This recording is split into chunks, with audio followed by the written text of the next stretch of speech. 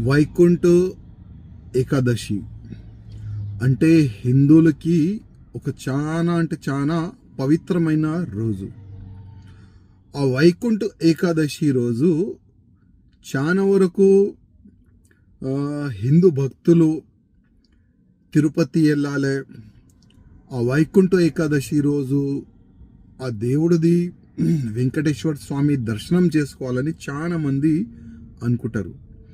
ప్రతి సంవత్సరము చాలా వైభవంగా కార్యక్రమం జరుగుతుంది.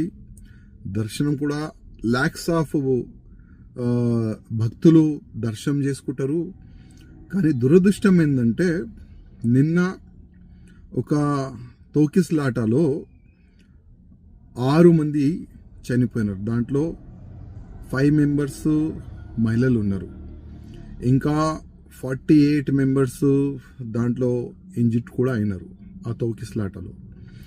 అంటే ఇది ఎవరు తప్పు ఏంది, దానికి ఒక డీప్గా ఎంక్వైరీ జరపాలని నేను ఆంధ్రప్రదేశ్ ముఖ్యమంత్రి గారికి కోరుతున్నాను. అదేవిధంగా ఇవాళ వీడియోలో మనం చూస్తున్నాము, మీడియా పరంగానే మనకు తెలుస్తుంది అసలు ఎవరు తప్పు ఉందని.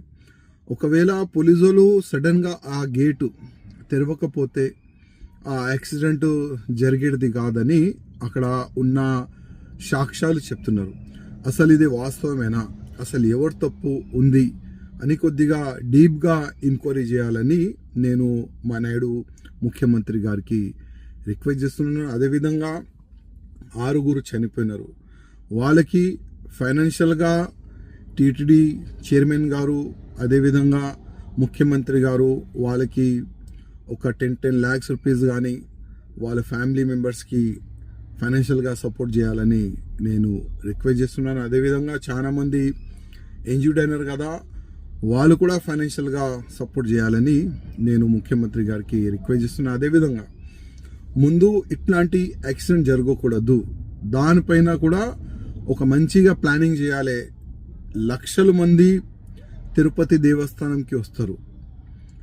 ఇవాళ ఈ ఒక్క యాక్సిడెంట్ వల్ల ముందు అట్లాంటి యాక్సిడెంట్ జరగకూడదు, దానికి ఇప్పటి నుంచే కొద్దిగా ప్లాన్ చేస్తే బాగుంటుందని నేను వ్యక్తిగతంగా మా ముఖ్యమంత్రి గారికి రిక్వెస్ట్ చేస్తున్నాను.